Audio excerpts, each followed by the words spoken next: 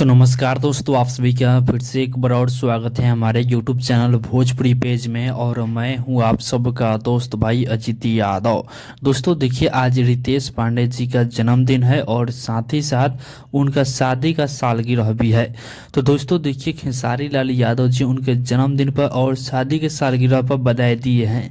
दोस्तों देखिए, खेसारी लाल यादव जी रितेश पांडे जी के साथ में फोटो शेयर करते हुए लिखे हैं, happy birthday to you Ritesh बाबा। साथ ही आपको और भाभी को शादी सालगिरह की ढेरों मुबारक। आप दोनों साथ में हमेशा खुश और मस्त रहें। बाबा विश्वनाथ की कृपा आप दोनों पर सदा बनी रहे।